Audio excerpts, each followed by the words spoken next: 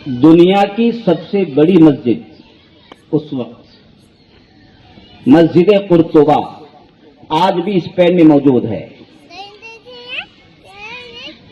जिसके 1400 सुतून हैं। कितने हैं? एक नहीं, दो नहीं, तीन नहीं, चार नहीं। हमारी मस्जिदा के 10 सुतून हुआ तो बस छोड़ो कदर। तो कितनी बड़ी मस्जिद है? 1400 सुतून। अब आप इसी से अंदाजा लगाओ मस्जिद कितनी बड़ी होगी। वो इतनी बड़ी मस्जिद, चर्च बनी हुई है, उसके मिंबर। अगर ये चीजें वो मां का दर्जा दे, वो बहू का दर्जा दे। एक सास कहने लगी अपनी बहू से, चल निकल जा तू यहां से, तेरा ससुराल है। वो बहू कहने लगी, तू भी निकल जा यहां से, तेरा भी ससुराल है। क्या बात है कि नहीं बात? सास को कह रही हो तेरा भी ससुराल है, तू भी निकल यहां से। अब सास भी कह रहे तेरा भी ससुराल है, तू भी निकल यहां से। बात बिल्कुल सही है दोनों की। इसलिए कि मां जो है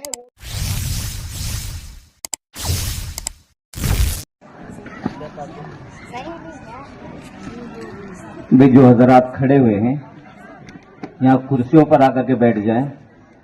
कोई मशवरा चल रहा हो तो मशवरा कर लें, अगर मशवरा ना हो तो कुर्सियों पर बैठें। अरे वो पीछे जो खड़े हैं हजरात, क्यों वो सब यहाँ आ जाए। खड़े किस लिए हैं वो बताइए मुझे।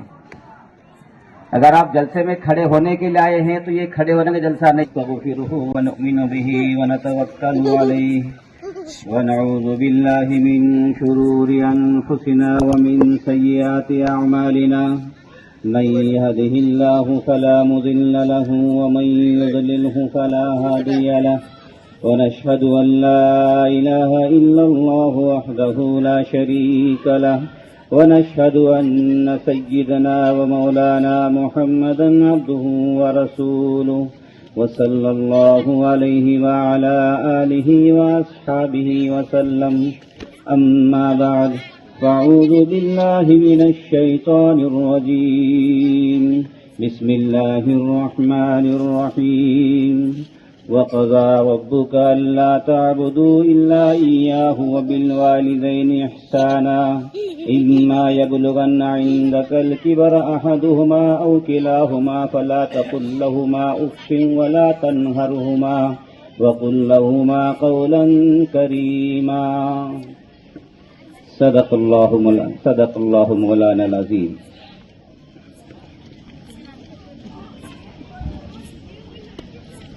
میرے محترم بزرگوں اور عزیز دوستوں اور میری محترم مائیں اور بہنیں، ماشاء اللہ اس سونٹی محلے میں آ کر اپناپن محسوس ہو رہا ہے جیسے ہم اپنے ہی محلے میں ہوں.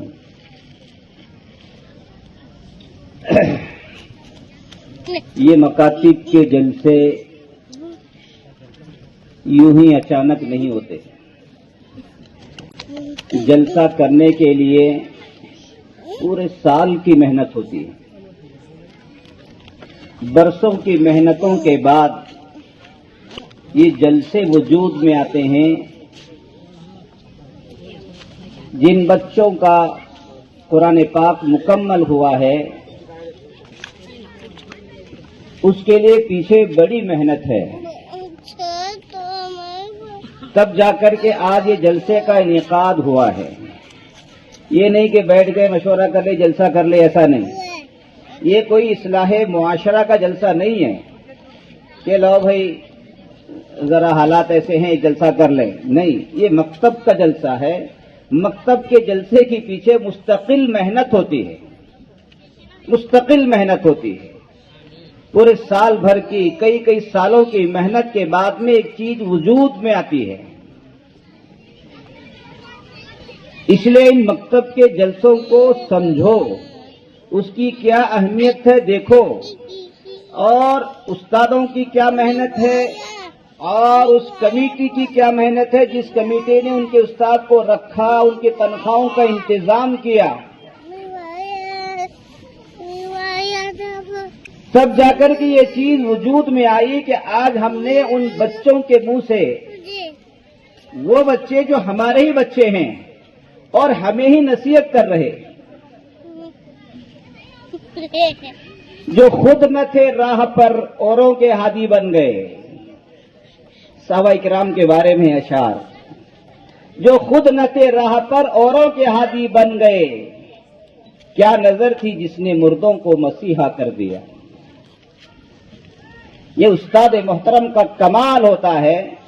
آپ نے ان بچوں کو مکتب میں لا کر کے چھوڑا جنہیں منہ بھی دھونا نہیں آتا تھا.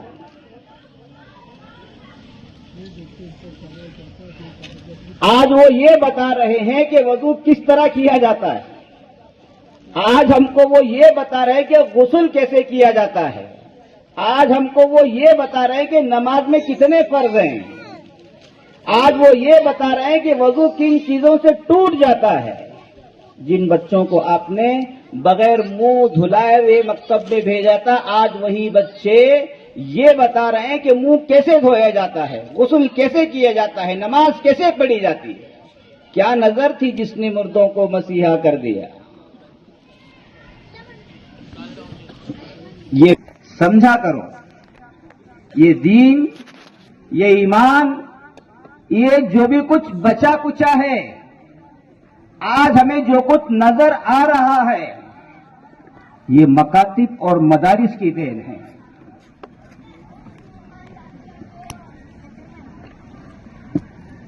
بچپن کی پڑھی ہوئی چیز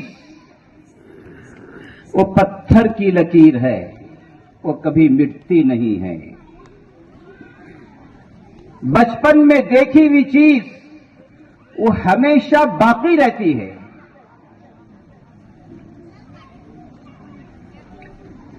یہ وہی مکاتب ہیں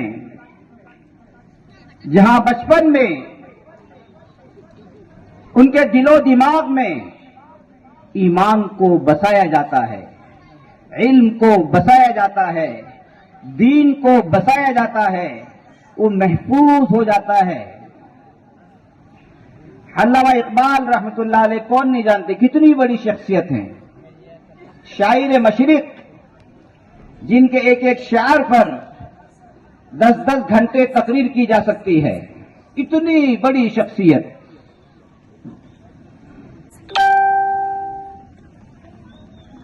بہت پڑھائی کی انہوں نے، لندن گئے، فلا جگہ گئے، بڑی بڑی ڈگریاں حاصل کی.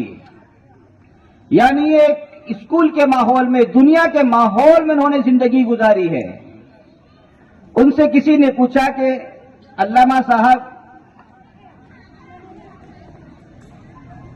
آپ نے بڑی بڑی یونیورسٹیوں میں تعلیم حاصل کی ہے،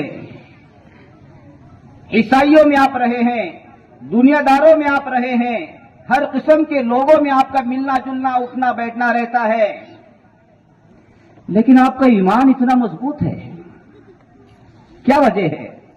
انہوں نے وہی بات بتائی، یہ جو میرا ایمان ہے، یہ میرے بچپن اللہ علیہ نے جو واقعی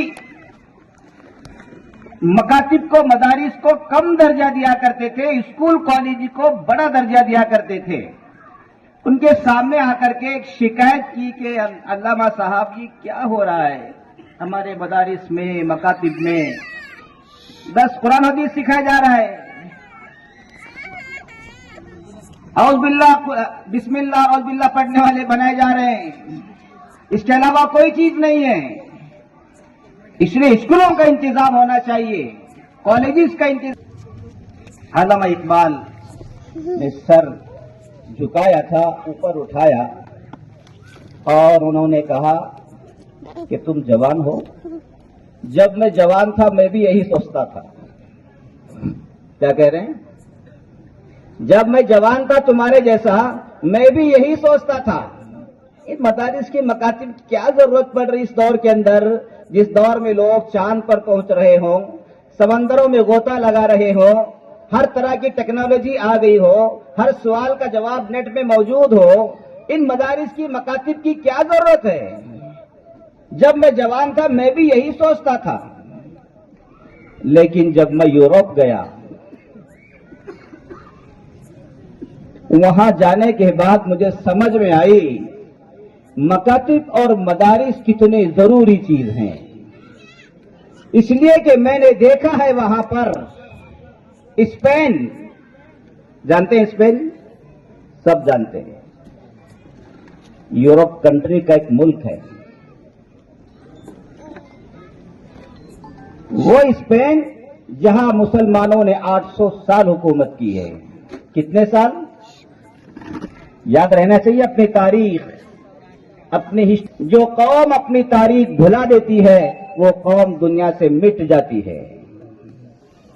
ये लगा हुई तस्वीर टीपू सुल्तान शहीद रहमतुल्लाह अलैह की। ये थोड़ी बहुत तारीख बची हुई है इसलिए फोटो लगा हुआ है, लेकिन हमारे नौजवान सिर्फ फोटो लगाने को ही तारीख बचाना समझते हैं, तारीख पढ़ना समझते हैं।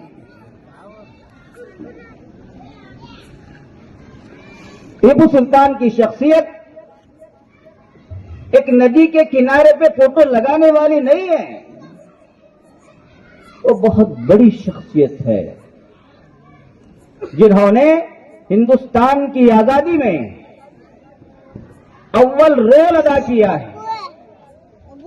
जब तक टीपू सुल्तान शहीद रहमतुल्लाह अलैह शहीद नहीं हुए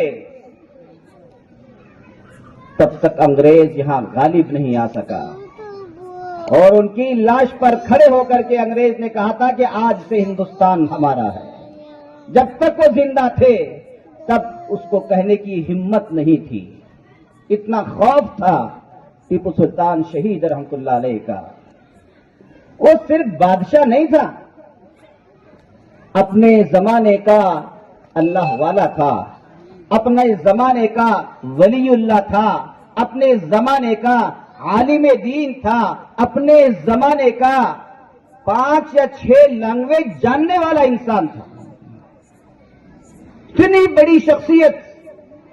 आज हमने गली कोचों में उनके तस्वीरों को लगा करके हम उनकी तौहीन कर रहे हैं, हम उनकी इज्जत नहीं बढ़ा रहे हैं। वो तो इस लायक था कि उसका फोटो पार्लियामेंट में लगाया जाए, वो तो इस लायक था हिंदुस्तान का नाम टीपू सुल्तान रखा जाए। लेकिन ये हमने छोटी मोटी कमेटियां बना करके टीपू सुल्तान की शख्सियत को खत्म कर दिया। कहते हैं टीपू सुल्तान से मोहब्बत है, ये मोहब्बत का तकाजा नहीं है। मोहब्बत का तकाजा ये है, टीपू सुल्तान शहीद रहमतुल्लाह अलैह की तारीख अब बहुत पुरानी हो गई है, अब खुद को टीपू सुल्तान बनने की जरूरत है। इस तरह तस्वीरें लगा करके टीपू सुल्तान नहीं बन सकते। बहरहाल मुझे उधर नहीं जाना है, उनकी लंबी दास्तान है, उनके लिए बड़ी बड़ी किताबें लिखी गई है, पढ़िए, मुताला कीजिए, अपनी तारीख को याद रखिए। हमारी तारीख के सामने कोई नहीं ठहर सकेगा। अल्लाह ने मुसलमानों को वो तारीख, सिलेबस आपके इख्तियार में है, सिलेबस तो आप चेंज कर सकते हैं, लेकिन सिलेबस चेंज करने से तारीख नहीं बदल जाती। हम तारीख को जिंदा रखेंगे, हम अपनी नस्लों को बताएंगे, कयामत तक आने वाली नस्ल को बताएंगे इस्लाम ने हिंदुस्तान को क्या दिया है, इस्लाम ने, मुसलमानों ने और इसी तरह से दीगर लोगों ने हिंदुस्तान को क्या दिया है। हम नस्ल दर नस्ल बताते रहेंगे, इसलिए कि हमारा खून बहा है, हम इसको छुपाएंगे नहीं। जिसके लिए हमने गर्दनें कटाई हैं, जिसके लिए हमारे बच्चे यतीम हुए हैं, हम वो तारीख कभी नहीं भूल सकते। चाहते तो हम भी वजीफा ले सकते थे, चाहते तो हम भी पैसे ले सकते थे, चाहते तो हम भी जायदादें ले सकते थे, लेकिन हमारे बड़ों ने इसके मुकाबले में आजादी को पसंद किया, खुद आजादी के नाम पर कुर्बान हो गए। ये हमारी आजादियां हैं, ये हमारी तारीख है, इनको पढ़ने की जरूरत है। तो बहरहाल बात इधर निकल गई। मैं कह रहा था स्पेन की बात। जिस तरह मुसलमानों ने हिंदुस्तान में 800 साल हुकूमत की है, इसी तरीके से स्पेन में भी 800 साल हुकूमत की है। तो अल्लामा इकबाल रहमतुल्लाह अलैह कहते हैं कि मैं जब स्पेन गया हूं तो मैंने देखा जहां मुसलमानों की 800 साल हुकूमत थी, مسلمانوں کو وہاں سے ایسا بھگایا گیا ہے. تاریخ میں لکھا ہوا ہے، پڑھو. مسلمان بادشاہوں نے بغیر کسی لڑائی کے اس کی قلعے کی چابیاں ڈائریکٹ ان کے حوالے کی، اور پھر ایسا حشر ہوا ہے کہ یورپ کے اندر کوئی بھی مسلمان باقی نہیں رہا. مسلمانوں نے اپنی پہچان مٹا دی. کچھ تھوڑے بہت مسلمان تھے. اعلان ہوا اسپین حکومت کی طرف سے کہ آؤ بھائی ہم آپ کو ایک الگ سے ملک بنا کر کے دیں گے، جتنے ہم آپ سب کو ایک الگ سے ملک بنا کر کے دیں گے. یہ سنتے ہی جو کچھ مسلمان چھپے ہوئے تھے، بچے ہوئے تھے، اپنی شکل بدلے ہوئے تھے، سب ایک جگہ اکٹھے ہو گئے کہ ہم کو ایک الگ ملک بنے گا، ہمارا الگ ملک بنے گا، ہم الگ ملک میں رہیں گے، وہاں حکومت کریں گے. سب اکٹھے ہو گئے.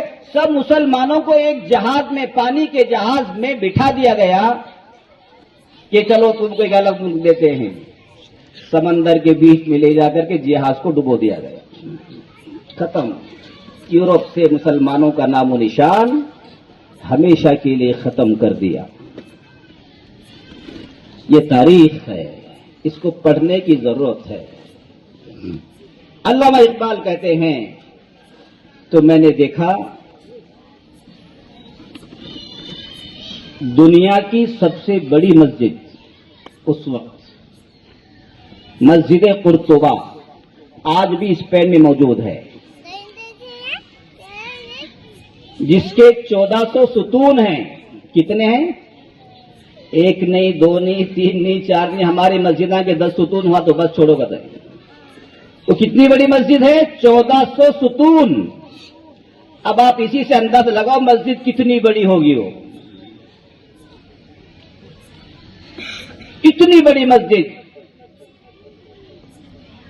چرچ بنی ہوئی ہے. اس کے ممبر پر کراس لگا ہوا ہے، عیسائیوں کا نشان.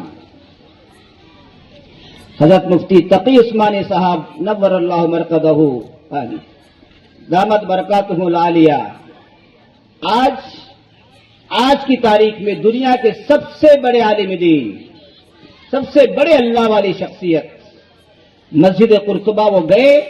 انہوں نے وہاں جا کر کے، انہوں نے کتابیں لکھا ہے، وہاں جا کر کے وہاں جو پولیس کھڑی تھی ان سے کہا میں 2 رکعت نماز پڑھنا چاہتا ہوں.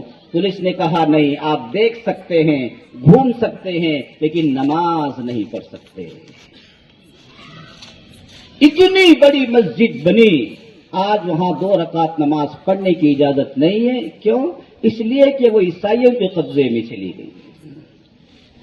اسی طرح ایک بہت بڑی یونیورسٹی الحمرا، مسجد قرطبہ، جامعہ قرطبہ آج بھی موجود ہے. ان کی تاریخ، ان کے جلال کو دیکھ کر کے، ان عمارتوں کو دیکھ کر کے آنکھوں میں آنسو آ جاتے ہیں، قلم کانپ جاتا ہے. اس وقت کی یونیورسٹیاں تھی جب یورپ اپنے لوگوں کو نہانے سے منع کرتا تھا. یہ تب کی یونیورسٹیاں مسلمانوں کی. آج یورپ، انگریز اتنے بڑے بنے ہوئے ہیں. ان سے پہلے مسلمانوں کی بڑی بڑی یونیورسٹیاں تھیں.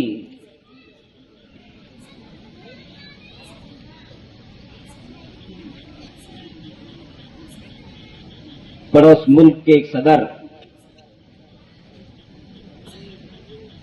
آزادی سے پہلے لارڈ میکالے یا کون ہے، اس کے پاس گئے آزادی کی خاطر. جا کر کے بیٹھے، کافی دیر لگا دی اس انگریز نے. انہوں نے پوچھا، وہ آیا، ٹاویل لگا کر کے آیا، یعنی ایک ہندوستانی کی بے عزتی کرنے کے لیے، اور دیر سے آیا. یعنی ہندوستانی کی کوئی قیمت نہیں تھی، غلام بنے ہوئے تھے. تو ہمارے اس لیڈر نے کہا، انگریز صاحب آج تمہیں بڑا فخر ہے، جب تمہارے باپ دادا تمہارے پاس پہننے کے لیے کپڑا نہیں تھا تم پتے پہن کر کے زندگی گزارتے تھے، اس وقت ہمارے پاس بڑی بڑی ڈگریاں ہوا کرتی تھی، بڑی بڑی یونیورسٹیاں ہوا کرتی تھی. آج تمہاری یہ اوقات ہے، آج تم ہمیں اوقات دکھا رہے ہو. یہ ہماری تاریخ ہے، ہم نے پڑھا نہیں ہے تاریخ کو، اسی لیے کوئی کچھ بول دے مروب ہو جاتے ہیں. ہاں ایسا ہوگا بول کے، یہ ہوگا فلاں ہوگا، یہ ہوگا وہ ہوگا. نہیں، کچھ نہیں ہوگا جب تک اللہ نہ چاہے.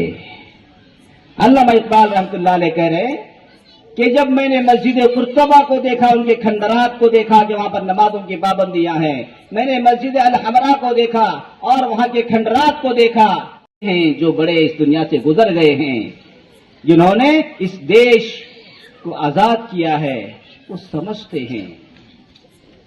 نہرو جی، مولانا ابوالکلام آزاد کا انتقال ہو گیا،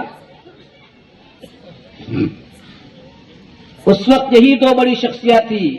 مولانا ابوالکلام آزاد سب سے پہلے ایجوکیشن منسٹر ہندوستان کے ہوئے ہیں، اور سب سے پہلے پرائم منسٹر نہرو جی ہوئی.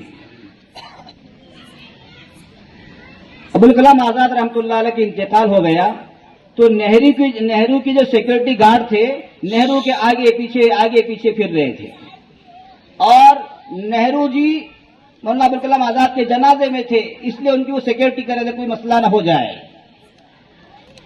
تو نہرو جی کہنے لگے کیوں میرے آگے پیچھے پھر رہے ہو؟ اپنے سیکورٹی گارڈوں سے کہہ رہے ہیں کیوں میرے پیچھے پڑ رہے ہو؟ تم چھوڑو مجھے.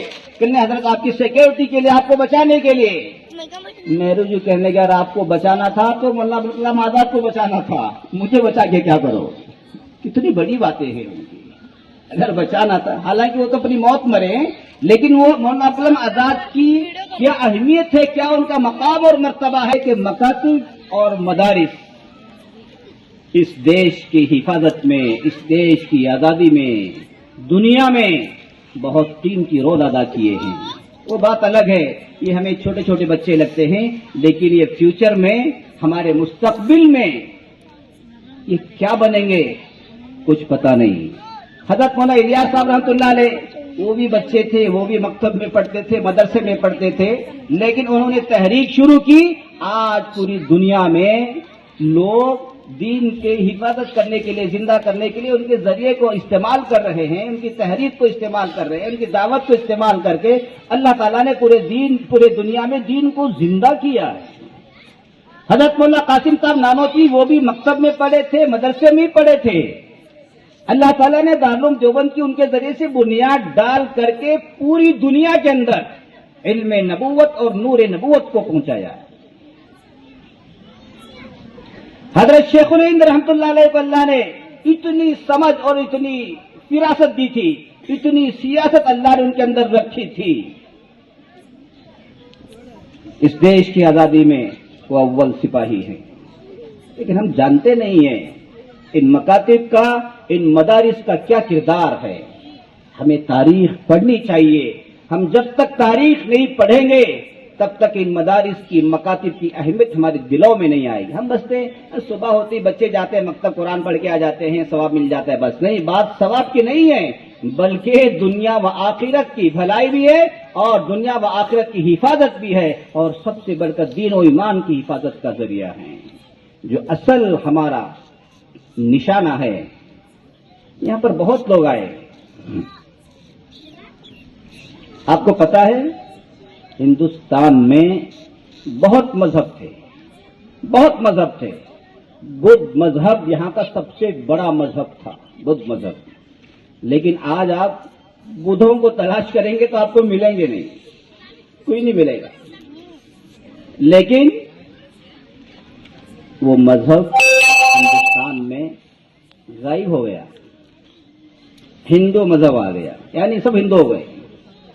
لیکن صرف ایک اسلام باقی ہے جو اسلام کے ساتھ باقی ہے.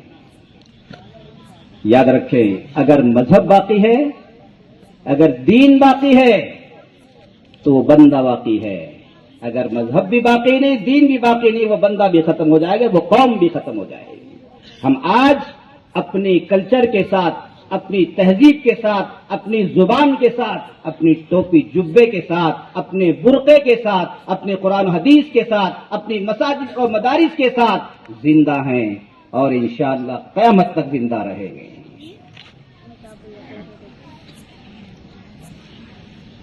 یہ آپ کی دعائیں، علماء کرام کی محنتیں، اللہ والوں کے مجاہدوں کی برکت ہے، ورنہ یہاں ایسی ایسی تنظیمیں وجود میں آئی تھی جو مٹانا چاہ رہی تھی، لیکن یہ اسلام ہے، جتنا اس کو دبایا جاتا ہے یہ اتنا ہی ابھرتا ہے، اتنا ہی یہ ابھرتا ہے، یہ ختم نہیں ہوتا ہے۔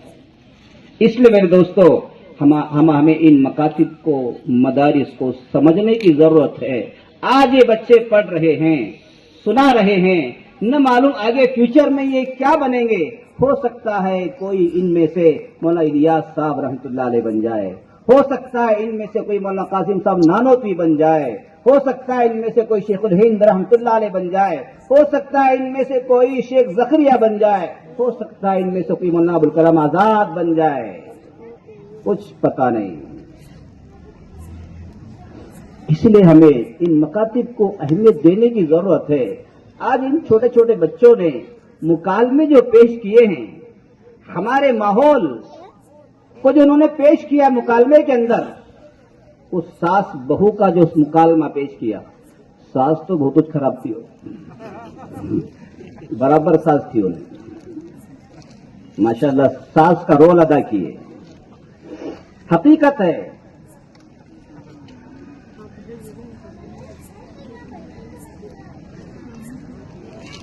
ایک بہو کہنے لگی،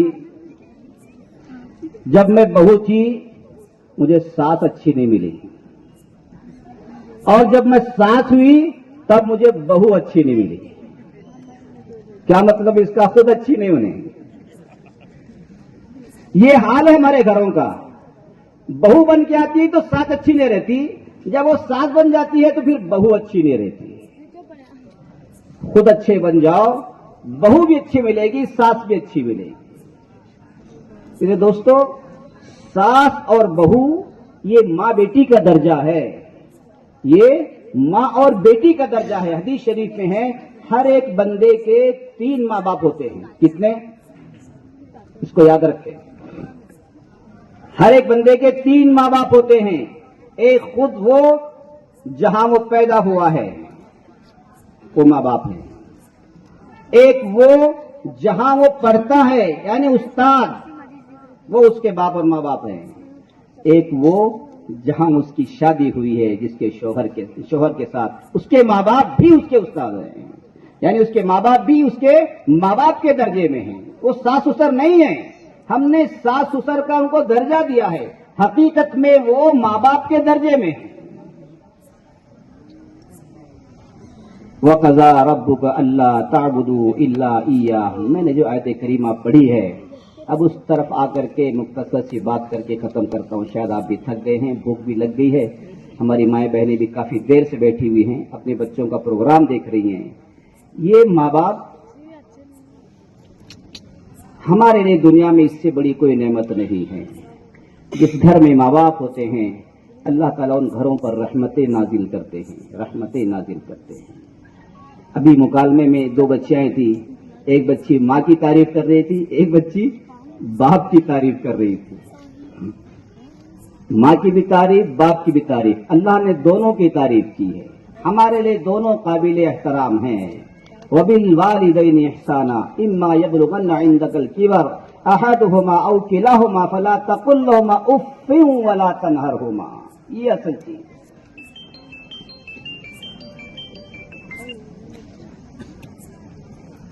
ماں باپ کے بارے میں اللہ کے نبی نے فرمایا، ماں کے بارے میں، ماؤں کے قدموں کے تلے جنت ہے۔ کتنا اونچا مقام دیا ہے۔ جنت تو اوپر ہے لیکن اللہ تعالیٰ نے ماؤں کے قدموں کے نیچے ڈال دی۔ اللہ کے نبی سے پہلے ملک عرب میں عورت سے زیادہ نحوست کوئی چیز نہیں تھی، منحوس کوئی نہیں چیز تھی۔ لڑکی پیدا ہو جاتی تھی تو زندہ دفن کر دیا جاتا تھا، یہ حالت تھی عورتوں کی۔ औरतों को बांदी बना दिया जाता था, नौकरानी बना दिया जाता था। लेकिन हमारे और आपके आका हजरत मोहम्मद मुस्तफ़ा सल्लल्लाहु अलैहि वसल्लम रहमतुल लिल आलमीन, जिनको बनाकर भेजा गया है, उन्होंने औरत के मकाम को, माँ के मकाम को, बीवी के मकाम को, बेटी के मकाम को, बहन के मकाम को बता करके दुनिया पर सबसे ज्यादा एहसान किया है।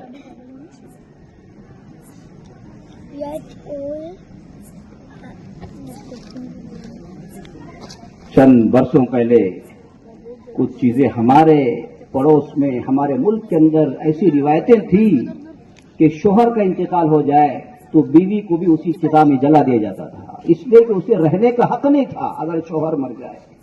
वो चीज खत्म हो गई, वो अलग बात है, लेकिन अब तक मौजूद थी।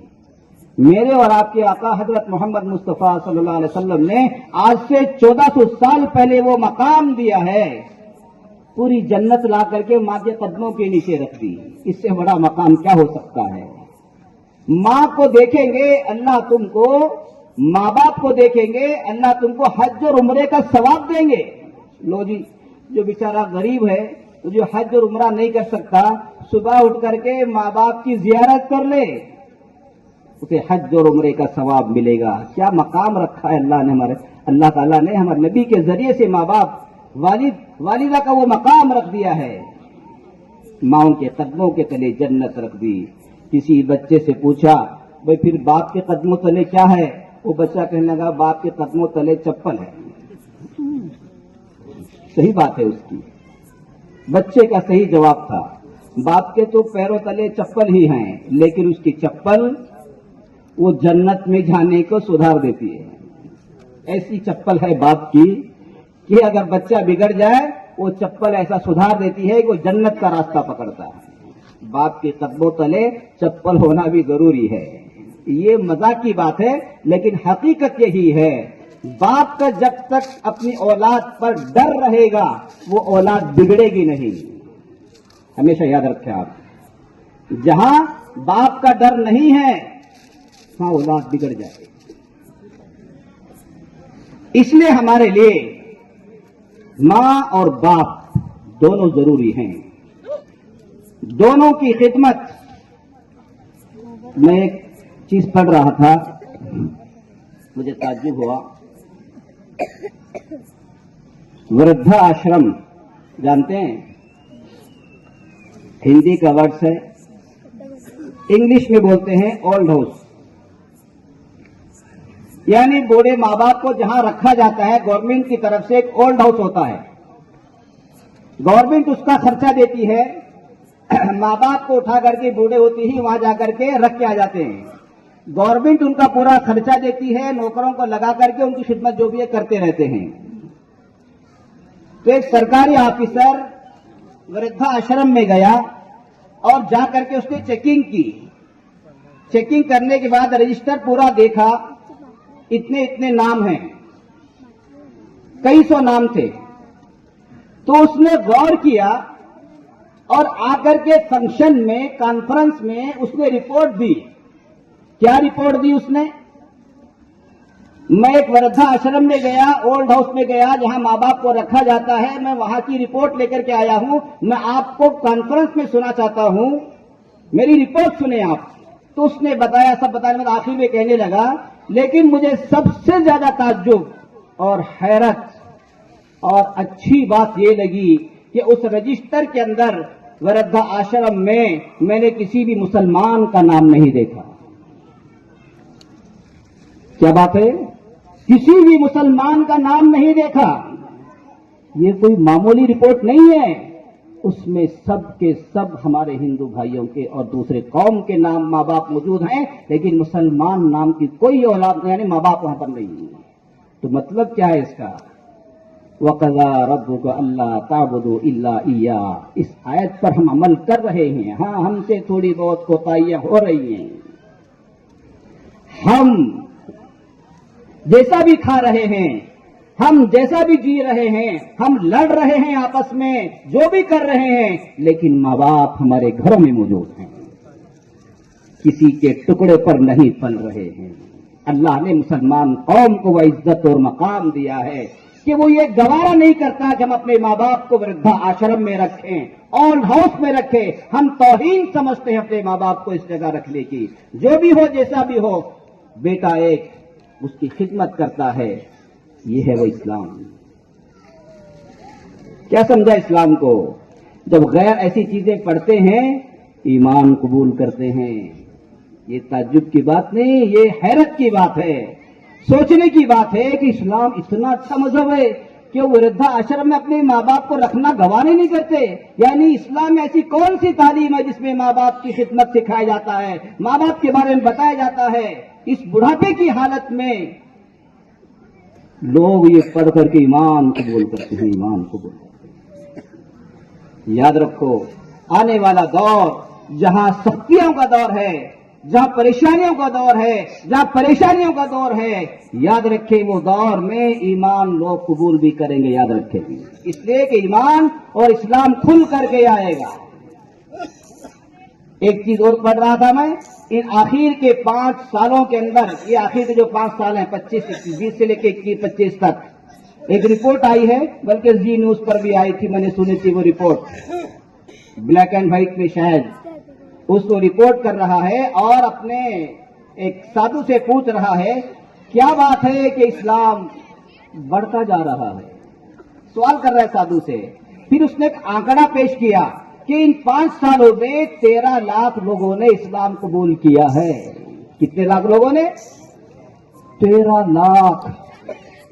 13 نہیں، 1300 نہیں، 13,000 نہیں، 13 لاکھ لوگوں نے اسلام قبول کیا. کچھ تو بات ہے اسلام میں کہ غیر قبول کر رہا ہے. وہ سوامی جی کہنے لگے ہاں بات بالکل صحیح ہے تمہاری، کچھ تو بات ہوگی اسلام میں جو قبول کر رہے ہیں. یاد رکھیں، اللہ سے نا امید نہیں ہونا ہے، اللہ سے نا امید نہیں ہونا ہے. یہ اسلام ہے. دیکھیے یہ بات ہمیشہ یاد رکھیے، اللہ تعالیٰ نے اسلام کی حفاظت کی ذمہ داری لی ہے، مسلمانوں کی حفاظت کی ذمہ داری نہیں لی ہے. اللہ تعالیٰ اسلام کی حفاظت ہر حال میں کریں گے. اگر مسلمان اسلام پر چلنا نہیں چاہتا، اسلام کی حفاظت نہیں کرنا چاہتا، اسلام اسے پسند نہیں ہے، اللہ تعالیٰ اس مسلمان کو اسلام سے ہٹا دیں گے. تیری ضرورت نہیں ہے، مرتد کر دیں گے. یاد رکھیں، ہم سمجھ رہے ہیں کہ ہماری وجہ سے اسلام بچا ہوا ہے. نہیں، اسلام کا ہم پر احسان ہے، اللہ کا ہم پر احسان ہے کہ ہم مسلمان ہیں. اللہ نے ہم کو اسلام جیسی دولت سے نوازا ہے. ہمارے اسلام کی اللہ کو ضرورت نہیں ہے. اللہ کی عبادت کرنے کے لیے اربوں خربوں فرشتے موجود ہیں، اربوں انسان موجود ہیں. اللہ کو عبادت کی ضرورت بھی نہیں ہے. اگر پوری دنیا والے اللہ تعالیٰ کو ایک بھی سجدہ نہ کرے تب بھی اللہ کا مقام اور مرتبہ وہی رہے گا جو پہلے سے ہے اور اب تک رہے گا. اس میں کوئی تبدیلی نہیں آئے گی. ہمارے سجدہ کرنے سے اللہ کا مقام بڑھ جائے گا، مرتبہ بڑھ جائے گا؟ نہیں. ہم سجدہ کریں گے، ہمارا فائدہ ہے، ہمیں ثواب ملے گا. اللہ کے مقام اور مرتبے میں کوئی فرق نہیں پڑنے والا ہے. ہم سمجھ رہے ہیں کہ ہم اللہ پر احسان کر رہے ہیں. 2 رکعت نماز پڑھ کر کے دیکھو میں نے اتنی نمازیں پڑھی ہیں، اتنے روزے رکھے ہیں، پھر بھی مجھ پر مصیبتیں پریشانی آ رہی ہے. تو پریشانی دور کرنے کے لیے نماز پڑھی ہے یا اللہ پر احسان کرنے نماز پڑھی ہے؟ نہیں، نماز ہم پر فرض ہے. یہ ہمارے لیے ضروری ہے اور ہماری صحت کے لیے ضروری ہے، ہماری ایمان کی حفاظت کے لیے ضروری ہے. یہ اپنے فائدے کے لیے، اللہ کے فائدے کے لیے نہیں ہے. اللہ وہ ذات ہے جو بے نیاز ہے. اللہ الصمد بے نیاز ہے، بندوں سے بے نیاز ہے. اگر ہم سب مل کر کے بھی اللہ کی نافرمانی کریں اللہ ہم کو ہٹا دیں گے. بازو والی قوم کو ہدایت دے دیں گے، وہ ایمان قبول کر لیں گے. کیا کر لیں گے پھر؟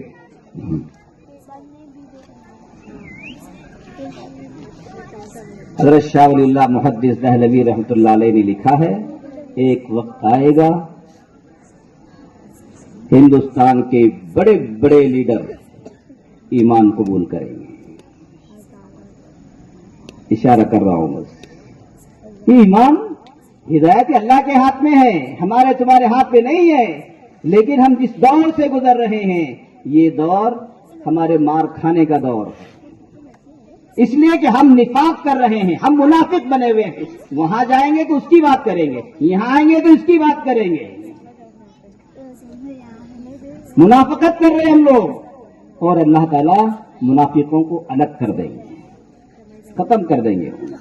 صرف ایمان والے رہیں گے، صرف ایمان والے. حضرت مہدی علیہ السلام کے ساتھ ہم سمجھ رہے ہیں کہ ہم اللہ پر احسان کر رہے ہیں. 2 رکعت نماز پڑھ کر کے دیکھو میں نے اتنی نمازیں پڑھی ہیں، اتنے روزے رکھے ہیں، پھر بھی مجھ پر مصیبتیں پریشانی آ رہی ہے. تو پریشانی دور کرنے کے لیے نماز پڑھی ہے یا اللہ پر احسان کرنے کے لیے نماز پڑھی ہے؟ نہیں، نماز ہم پر فرض ہے، یہ ہمارے لیے ضروری ہے اور ہماری صحت کے لیے ضروری ہے، ہمارے ایمان کی حفاظت کے لیے ضروری ہے. یہ اپنے فائدے کے لیے، اللہ کے فائدے کے لیے نہیں ہے. اللہ وہ ذات ہے جو بے نیاز ہے. اللہ الصمد بے نیاز ہے، وہ بندوں سے بے نیاز ہے. اگر ہم سب مل کر کے بھی اللہ کی نافرمانی کریں، اللہ ہم کو ہٹا دیں گے، بازو والی قوم کو ہدایت دے دیں گے، وہ ایمان قبول کر لیں گے. کیا کر لیں گے پھر؟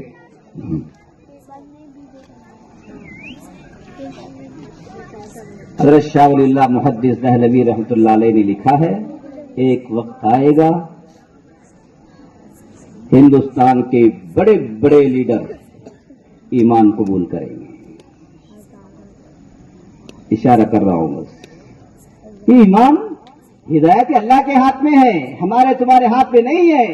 لیکن ہم جس دور سے گزر رہے ہیں یہ دور ہمارے مار کھانے کا دور ہے، اس لیے کہ ہم نفاق کر رہے ہیں، ہم منافق بنے ہوئے ہیں. وہاں جائیں گے تو اس کی بات کریں گے، یہاں آئیں گے تو اس کی بات کریں گے.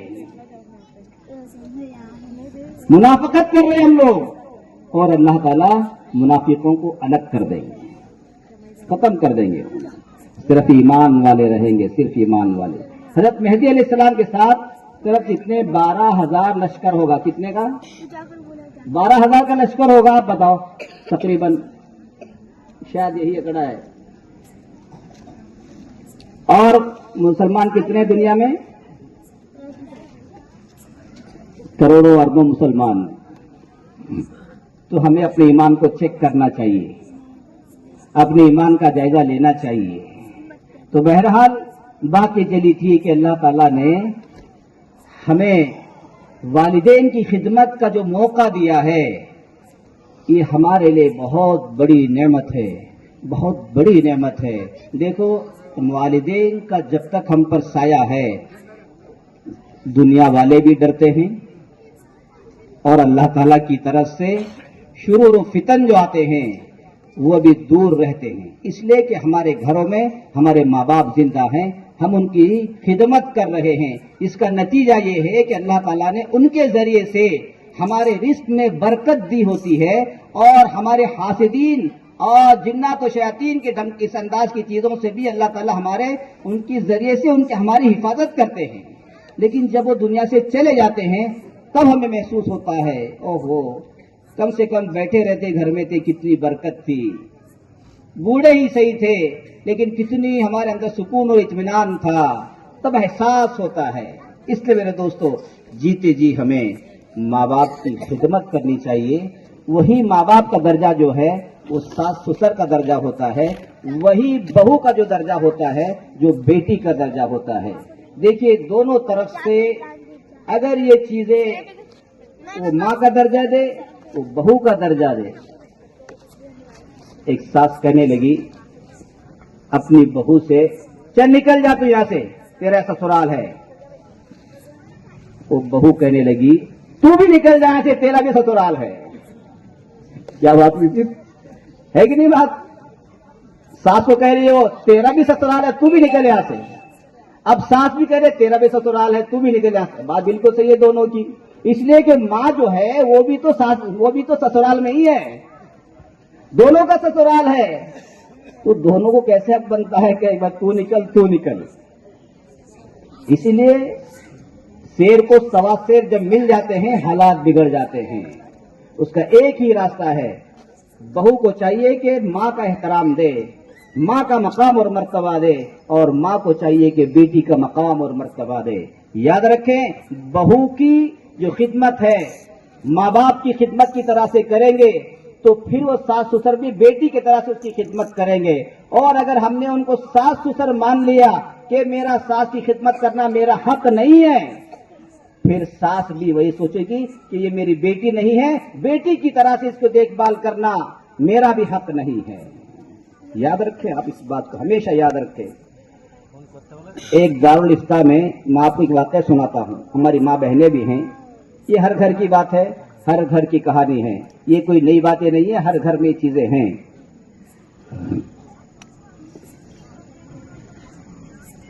बहू आई, आकर के कहने लगी सास से, चंद दिन देखा उसने गुजारे, फिर शोहर से कहा देखो तुम्हारी माँ की खिदमत मेरे जिम्मे नहीं है। क्या कहने लगी? तुम्हारे माँ बाप की खिदमत मेरे जिम्मे नहीं है, चाहे मुफ्ती साहब से मसला पूछ लो। अब वो पढ़ करके आई थी मसला, इसलिए उसे मालूम था। अब बेचारा शोहर लेकर के गया मुफ्ती साहब के पास। मुफ्ती साहब ने कहा तुम्हारी बहू, तुम्हारी बीवी बिल्कुल सही कह रही है कि तुम्हारे माँ बाप की खिदमत तुम्हारे बीवी के जिम्मे नहीं है,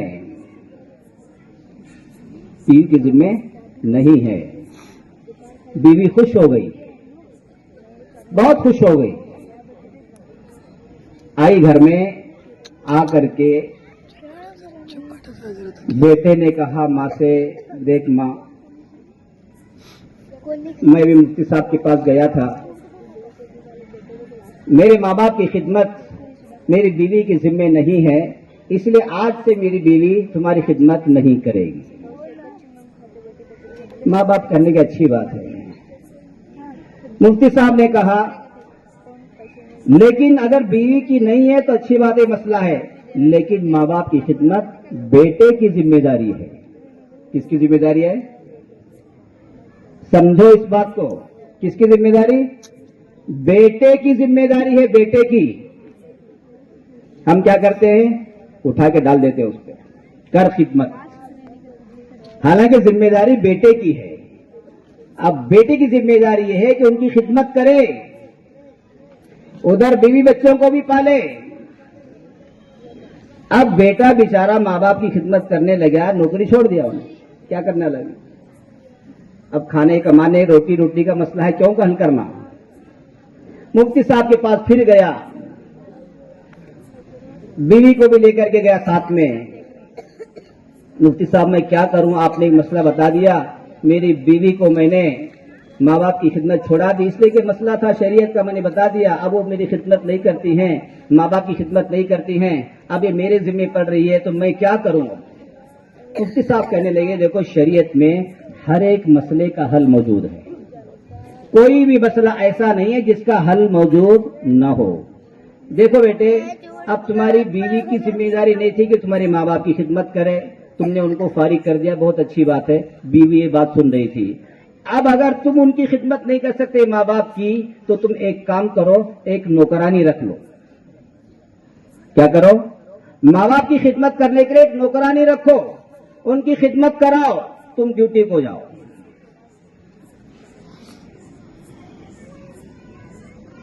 बेटा कहने लगा अब नौकरानी का तो मसला है, और कोई तरतीब बताओ। दूसरी तरतीब यह है, बुरा ना माने, शरीयत की बात है। मुफ्ती साहब कहने लगे दूसरी बीवी कर लो, दूसरी शादी कर लो, वो माँ बाप की खिदमत करने को तैयार है तो कर लो। ये पहली बीवी सुन रही थी, खड़ी होकर के कहने लगी मुफ्ती साहब मेरे शोहर के माँ बाप मेरे माँ बाप, तुम्हें के बीच में बोल रहे हैं कमा, ऐसा मत बोलो, तुम्हें मेरे माँ बाप है नो, मैं खिदमत करता हूं उनकी। मसले का हल निकल गया, फिर दोनों खुशी खुशी आए। अब बीवी माँ बाप को छोड़ के हल नहीं रही है, क्यों? दूसरे का हल बता दिया, वहां दूसरी बीवी आ सकती है। तो शरीयत में एक तरफ से नहीं है, हमने कंफ्यूज कर लिया उसको। शरीयत में एक तरफ से नहीं है। अगर अल्लाह ने मर्द को तलाक का हक दिया है तो बीवियों को भी खुला का हक दिया है। इतना मजबूर नहीं किया है औरत को कि वो वहीं बंधी रहे। अगर शोहर पसंद नहीं है तो खुला लेकर के निकल जाए, अगर बीवी पसंद नहीं है तलाक दे करके अलग कर दे। ये इस्लाम है। इसीलिए आज लोग इस्लाम में दाखिल हो रहे हैं, इसलिए कि अब दोनों तरफ से इंसाफ मिलता है, किसी को जबरदस्ती बांधा नहीं जाता।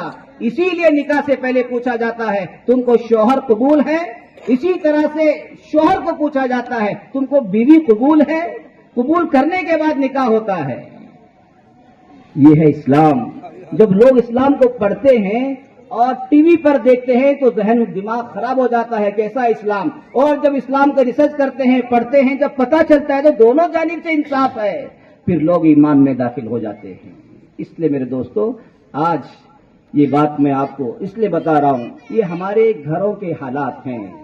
हम एक साइड सोच करके फैसले करते हैं। देखिए, अगर आप माँ बाप की खिदमत नहीं करना चाहती है बहू, तो फिर सास भी आपके बीमारी की हालत में, आपके ससुराल जाने, आप मैके जाने की हालत में कुछ नहीं करेगी बेटे के लिए, इसलिए कि बेटे की जिम्मेदारी माँ बाप की खिदमत करना है। ये सब चीजें मिल करके चलेंगी तब एक माहौल बनेगा, एक मुआशरा बनेगा, एक फैमिली का वजूद में आएगा। आज यूरोप परेशान है, आज अमेरिका परेशान है, फैमिली सिस्टम तबाह बर्बाद हो गया है। उनके यहां कोई रिश्ता नहीं है, सिर्फ एक ही वर्ड है अंकल। मुझे बताओ इंग्लिश में फुप्पा को क्या कहते हैं? कोई भी एक बताओ मुझे। नहीं बताओ। मामू को क्या कहते हैं मुझे बता दो इंग्लिश में। नहीं सच्ची बताओ, मालूम है? जब पढ़े लिखे बोलो मुझे, इंग्लिश पढ़े वाले, मामू को इंग्लिश में क्या कहते हैं? अंकल। सबको अंकल एक ही रिश्ता है, वहां अंकल। वहां फैमिली सिस्टम तबाह बर्बाद हो गया है। एक अंग्रेज ने एक हिंदुस्तानी से पूछा, मुसलमान से पूछा, आपके यहाँ क्या सिस्टम है फैमिली का? वो कहने लगा, मर्द हमारे यहाँ सिस्टम ये है कि 25 साल माँ बाप औलाद को संभालती है। कितना? याद रखें इस बात को, 25 साल माँ बाप औलाद को संभालते हैं। 25 साल के बाद औलाद आजाद हो जाती है। कब तक? 50 साल तक। इसलिए कि 25 साल हो गए, बड़ा हो गया, नौकरी लग गई और तिजारत करना जान का, अपने पैरों पर खड़ा हो गया, अब उसे माँ बाप की जरूरत नहीं है, इसलिए 25 साल अब वो आजाद है, बीवी बच्चों के साथ वक्त गुजार रहा है। लीजिए, 25 साल माँ बाप के ताबे थे, 25 साल के बाद बीवी बच्चों के लिए हो गया है वो। फिर जब 25 साल हो जाते हैं, 50 साल, अब क्या होता है? अब बच्चों के ताबे माँ बाप आ जाते हैं। यह है सिस्टम इस्लाम का।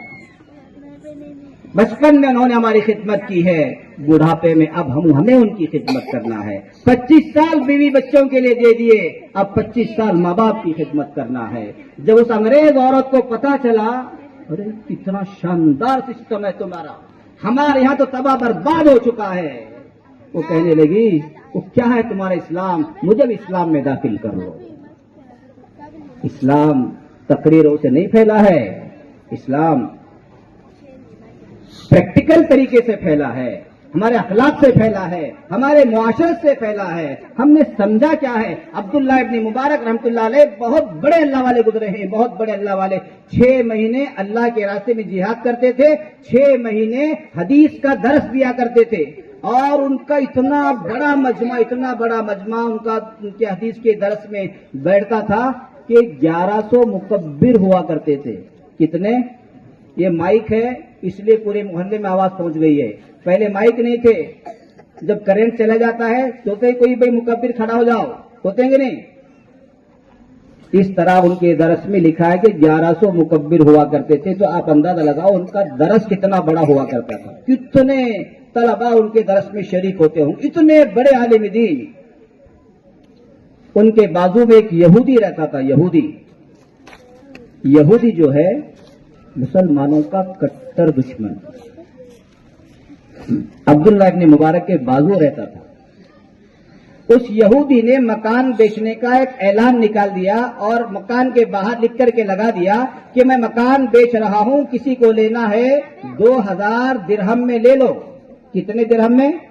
2000 दिरहम में मेरा मकान ले लो।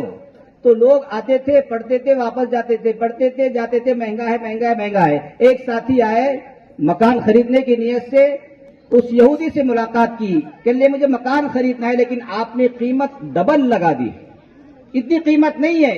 1000 درہم اس علاقے میں مکان کی قیمت ہے، آپ نے 2000 درہم لگا دیے. ایسا کیوں کیا آپ نے؟ اس لیے آپ کا مکان بک نہیں رہا ہے اور مجھے لینا ہے لیکن مہنگا آپ نے لگا دیا ہے. وہ یہودی کہنے لگا بالکل صحیح آپ نے ریٹ لگایا کہ 1000 درہم ہے.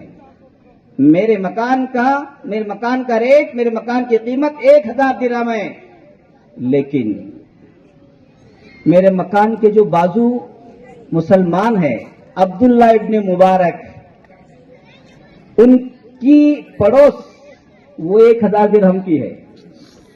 کیا کہنے لگا یہودی؟ ان کا جو پڑوس ہے، میرے مکان کے پڑوس میں ایسا انسان ہے کہ کبھی آپ کو زندگی میں تکلیف نہیں پہنچائے گا، اس پڑوس کی قیمت 1000 درہم ہے. لو جی، مسلمانوں کے پڑوس کی قیمت لوگ پہلے لگایا کرتے تھے، اب ہماری حالت یہ ہے کہ مسلمانوں کو ہمارے ہندو بھائی محلے کے اندر مکان نہیں دے رہے. نہیں مسلمانوں کو نہیں دیں گے. اب ہماری یہ حالت ہو گئی ہے. تب حالت وہ تھی کہ مسلمان اگر پڑوسی ہے اس کے مکان کی قیمت بڑھ رہی تھی. یہ ہے وہ کیریکٹر، یہ ہے وہ اخلاق. ہم مسلمان ایک طرف ہے، اسلام ایک طرف ہے، ہمیں کیا ہے معلوم نہیں بیچ میں. یہ حالت ہماری ہو گئی ہے. کہنے کو مسلمان ہیں، زبان کے مسلمان ہیں، عمل کے ہم مسلمان نہیں ہیں. اس لیے میرے دوستو، آج کے دور میں ہمیں اپنے ایمان کو بھی مضبوط کرنا ہے، اعمال کو بھی مضبوط کرنا ہے، اپنے کردار کو مضبوط کرنا ہے، اپنے معاشرے کو مضبوط کرنا ہے، اپنے معاملات کو بھی مضبوط کرنا ہے. اور سب سے بڑھ کر حالات جو آج چل رہے ہیں، ہمارے بچے اور بچیاں ارتداد کا شکار ہو رہے ہیں. ہمارے بچے اور بچیاں نہ معلوم کہاں جا رہی ہیں. اللہ حفاظت فرمائے. میری بیٹیوں، میری بہنوں،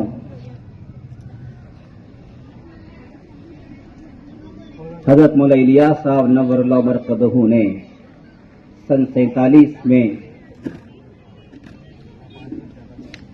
جب ملک تقسیم ہو رہا تھا، لوگ مسلمان اپنے بچوں کو چھوڑ کر کے، اپنے بچوں کو پھینک کر کے ایسے بھاگ رہے تھے، بس جان بچ جائے، بس جان بچ جائے.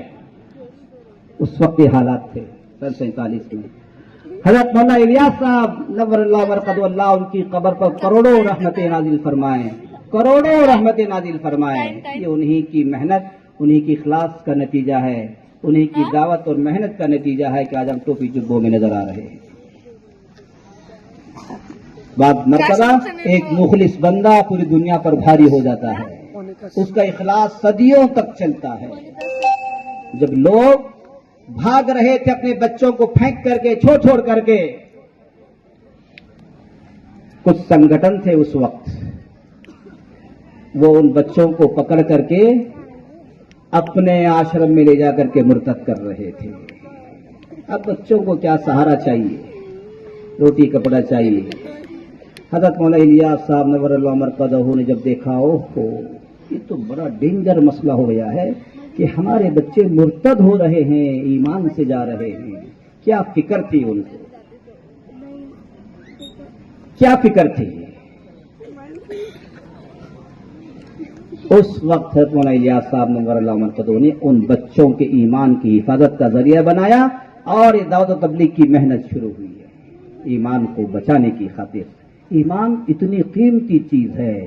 میں اپنی بہنوں سے، اپنی بیٹیوں سے، اپنے بچوں سے کہنا چاہتا ہوں، ہمارے پاس جو سب سے قیمتی چیز ہے ایمان ہے. اگر ایمان نکل گیا ہے، ہماری دنیا بھی برباد ہو گئی، آخرت بھی برباد ہو گئی. یہ دنیا چند دن کی ہے، 60-70 سال کی زندگی یہ ختم ہو جائے گی. اس کے بعد والی جو زندگی ہے وہ ایمان پر، ایمان کی موت پر دار و مدار والی زندگی ہے.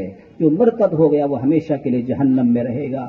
چند دن کی زندگی کے لیے، چند دن کی عیش و عشرت کے لیے، چند دن کے مزے کی خاطر ہم پوری آخرت برباد کر لیں، پوری زندگی برباد کر لیں، یہ بالکل بھی اچھی چیز نہیں ہے۔ اس لیے ہمیں اپنے ایمان کی ہر حال میں حفاظت کرنا چاہیے۔ اللہ ہم سب کو عمل کرنے کی توفیق نصیب فرمائے۔ وقت زیادہ ہو گیا ہے، میں معافی چاہتا ہوں۔